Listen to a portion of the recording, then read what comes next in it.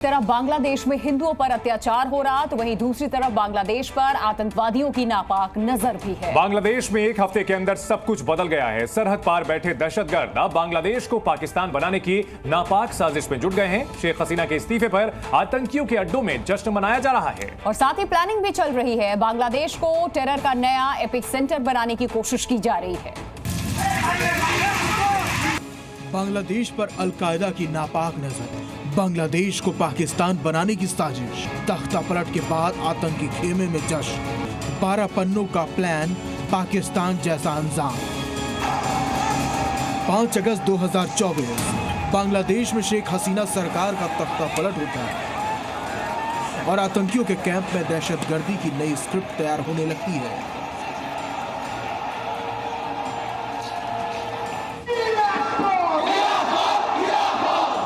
सरहद पार बैठे आतंक के आका एक और पाकिस्तान खड़ा करने का ख्वाब देखने लगते हैं। जश्न शुरू हो जाते हैं।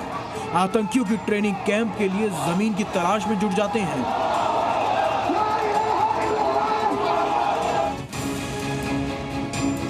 ये बात पूरी दुनिया जानती है कि जिन्ना के सपने का पाकिस्तान आतंकियों के लिए किसी स्वर्ग से कम नहीं है।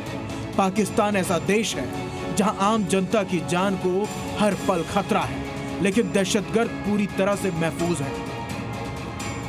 और अब ये दहशतगर्द बांग्लादेश को भी पाकिस्तान जैसा बनाना चाहते हैं। देश में जारी हिंसा और उथल पुथल का फायदा उठाकर आतंकी नए टेरर कैंप तैयार करने की साजिश रच रहे हैं। दरअसल शेख हसीना के इस्तीफे के बाद आतंकी संगठन अलकायदा ने बयान जारी किया है। रिपोर्ट के मुताबिक अलकायदा के साउथ एशिया विंग के चीफ उसामा मसूद ने 12 पन्नों का संदेश दिया है। इसमें शेख हसीना सरकार गिरने की सराहना की है। इसके अलावा धार्मिक कार्यकर्ताओं से देश में इस्लामिक शासन स्थापित करने की कोशिश में तेजी लाने को कहा है।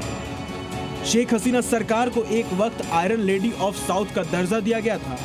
इसकी सबसे बड़ी वजह थी कट्टरपंथियों और दहशतगर्दों के खिलाफ शेख हसीना का सख्त स्टैंड।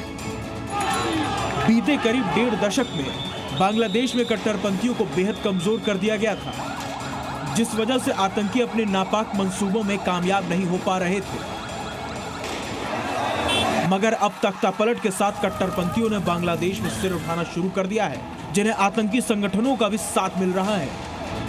अलकायदा के संदेश से साफ हो गया है कि बाहरी और आतंकी ताकतें पूरी तरह से बांग्लादेश को कंट्रोल करने में लगी है। बांग्लादेश में पहले से ही कई संगठन हैं जो पाकिस्तान की खुफिया एजेंसी ISI और अलकायदा से जुड़े हुए हैं। ऐसे में अलकायदा की तरफ से इस्लामिक शासन को लाने की बात कहना भारत के लिए भी चिंता की बात है। बांग्लादेश में फिलहाल अंतरिम सरकार का गठन हो चुका है। मोहम्मद यूनिस की नेतृत्व वाली सरकार ने सभी देशों से अच्छे संबंध बनाने की बात कही है, लेकिन माना जा रहा है कि जल्द ही खालिदा जिया की पार्टी BNP सत्ता में वापसी कर सकती है और खालिदा जिया के बेटे तारिक रहमान को बांग्लादेश का नया PM बनाया जा सकता है।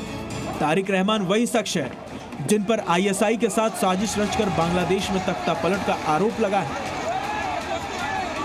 ऐसे में कहना गलत नहीं होगा कि बांग्लादेश को पाकिस्तान बनाने की कोशिश में लगे दहशतगर्दों के हसीना सरकार का जाना किसी गोल्डन चांस से कम नहीं है और यह हिंदुस्तान के लिए उतना ही चिंता की बात है।